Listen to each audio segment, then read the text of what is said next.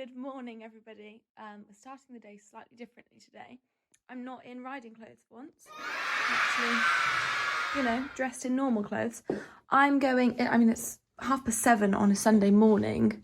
Ignore the background mess. It's 7:30 on a Sunday morning, and I'm driving to Northwich to get my wisdom tooth taken out. So, lucky me. Dress up for the occasion. Why not?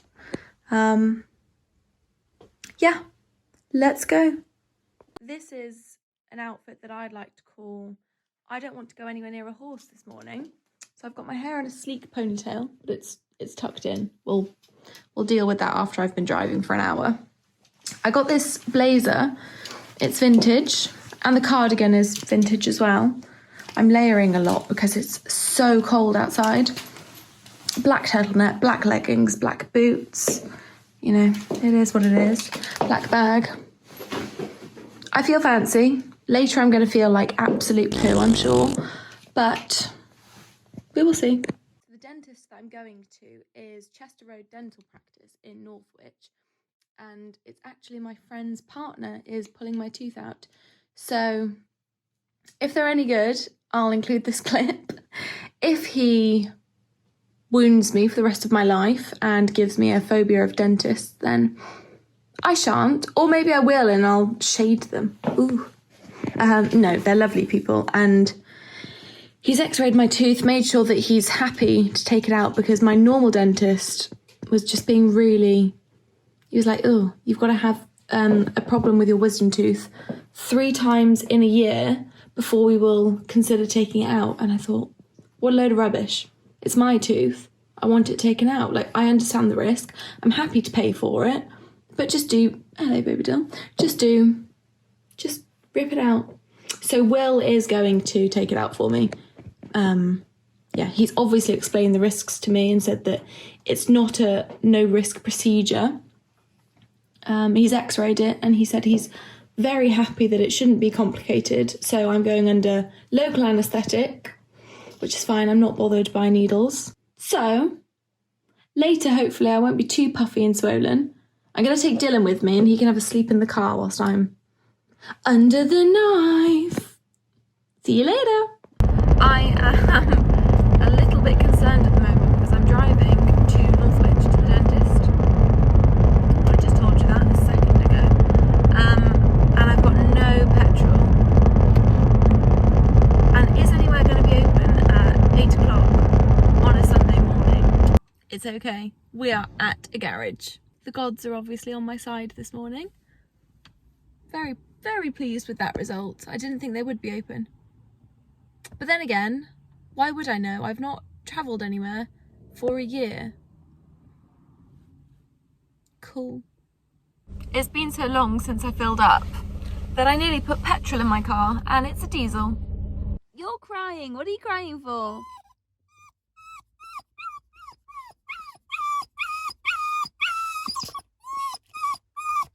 Would you like to go to the dentist? Would you like your teeth out instead? Baby Dill. This is why he is called Baby Dill, by the way. Well, it was a nickname when I first got him because he was a puppy. So he was a baby. And then it kind of stuck, and he cries all the time. He cries all the time. He just makes noises. So yeah, Baby Dill. Everyone calls you that, don't they?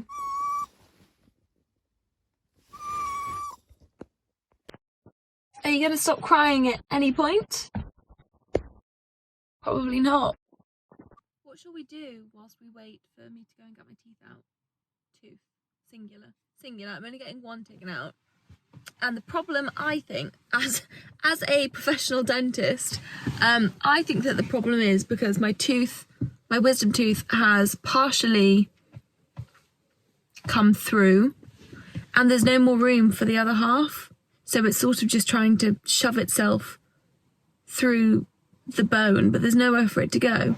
And then the skin that's over the top is things get stuck under there.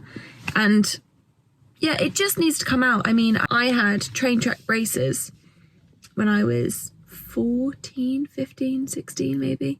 That sort of age, teenager. and that's a funny story. We'll go into that another time. So I had train track braces. This is pre them telling you had to wear your retainer every night for the rest of your life. They told me 6 months. And my teeth are the top ones are okay. My gap has come back, but I don't mind that. And my bottom ones are very crooked, but if you're close enough to be bothered by that, then that really is your problem, not mine. So, what was I saying? Yes, when I had my train tracks put on, I had to have 4 teeth out then, because the dentist said there wasn't enough room. I'd got a narrow set jaw, so I know I've got a small mouth. I haven't got enough room for all my teeth.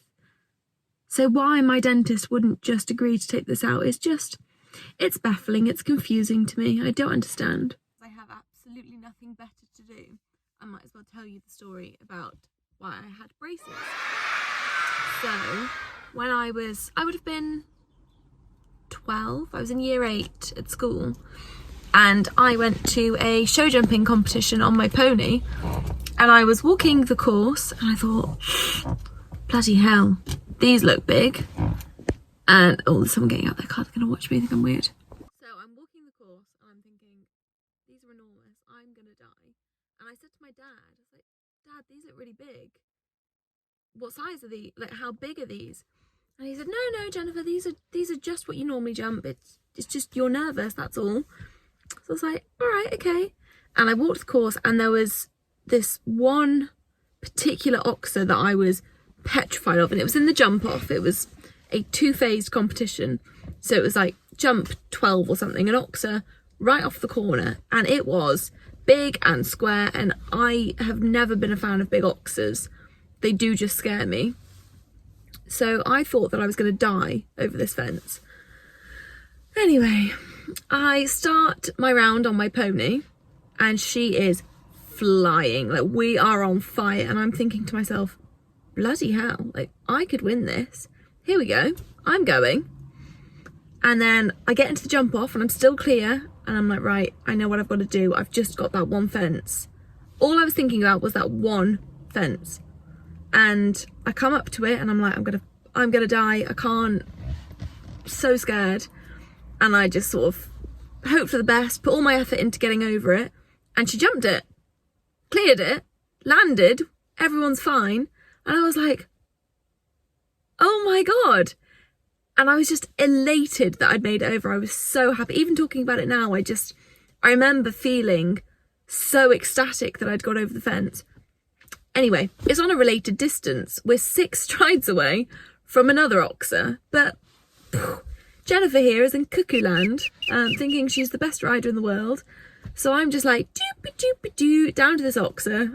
I'm not riding anymore. I've won in my eyes.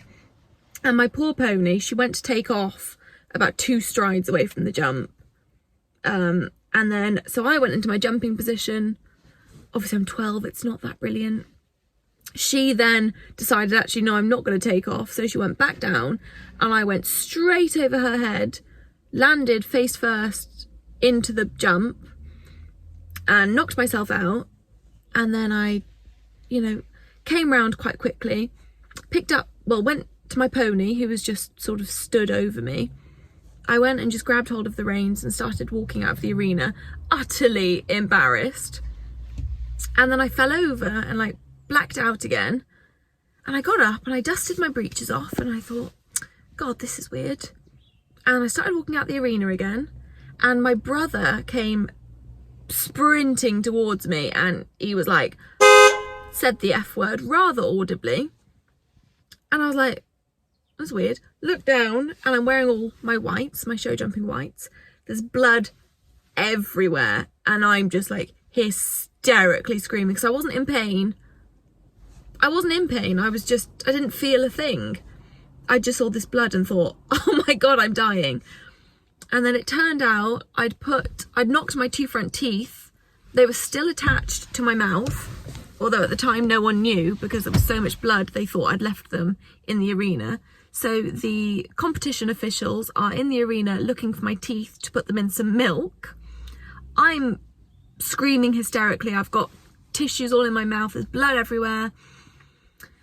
And then eventually we established my teeth are still in my mouth. What I've done, oh, hang on, I've got a phone call.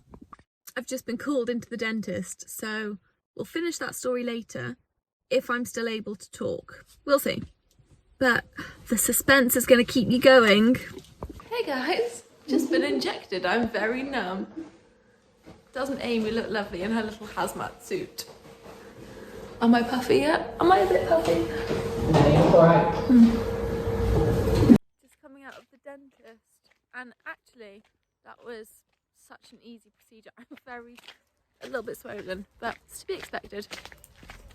Yeah, no, that was really straightforward. I'm not a nervous person anyway, so I wasn't really worried. But then when people are putting drills and things in your mouth, it is a little bit unsettling. But I mean, Will was brilliant, Amy was brilliant, and the whole thing just took, well, I wasn't in there very long. So they've told me to expect a little bit of swelling, and here it is. So I'll get home. I'm just gonna have an easy day, I think. Oh dear, it's worse when you see it on camera.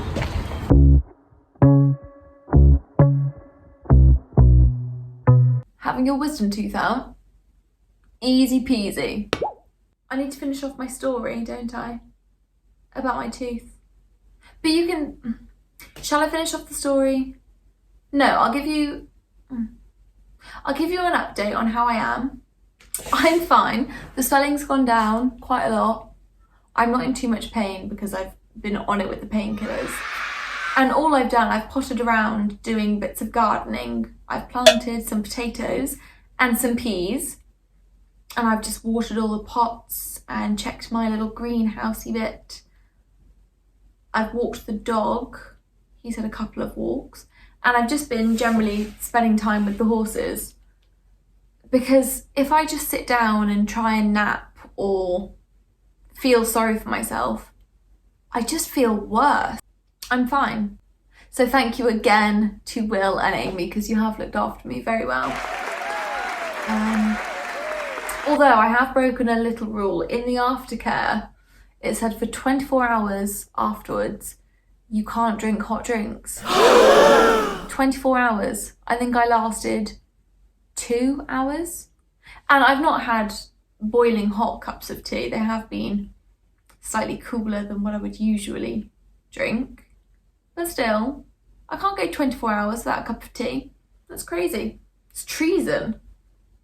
I suppose I ought to finish my story because I can tell you've been waiting on tenterhooks to find out what happened, and I think I got to the point. Where had I got to? So all the judges were in the arena looking for my missing teeth to put them in a glass of milk. Is that where I'd got to?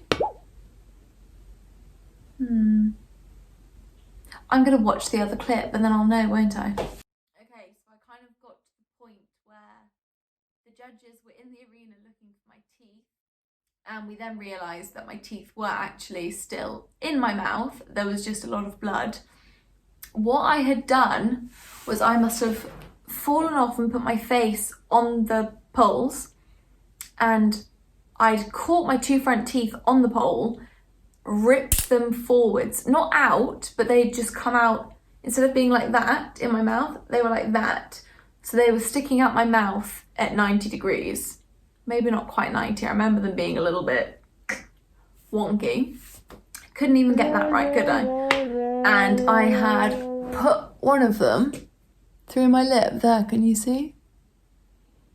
And that, at the time, for a 12-year-old girl, that was unacceptable. It was the end of the world. I was devastated. But it was fine. We had to go to A&E, which in itself was an ordeal because we had a Land Rover Discovery at the time with a Ivor Williams trailer. And as we were trying to pull out of the show centre, I'm in the back of the car screaming, crying my eyes out, blood everywhere. We then get stuck in the mud. So we had to then get a tractor to come and tow us out of the mud. We then have to drive to Shrewsbury Hospital. My dad drops me and my mum off, and my brother and my dad go off and put the ponies away. So yeah, I go to A&E, and they just they didn't stitch me. They said, oh no, we'll just glue it, it's fine. So they super glued my lip back together. And I actually quite like the scar now. I think, if anything, it means that my nickname should be Scarface, and I think that's quite powerful. I've digressed once again. Anyway, one of the perks is a few months prior to this, I'd gone to see my brother's orthodontist, who was an NHS orthodontist, and I had asked him if I could have braces because I had a gap between my two front teeth, and I was so self-conscious of it. It really bothered me, and at the time the orthodontist had said, no, you won't be eligible for NHS braces because he said I was too borderline. Borderline was the word. Remember that? So then I went to go and see him after my accident with my teeth sticking out my mouth. And he said, well, the good news is you certainly aren't borderline anymore.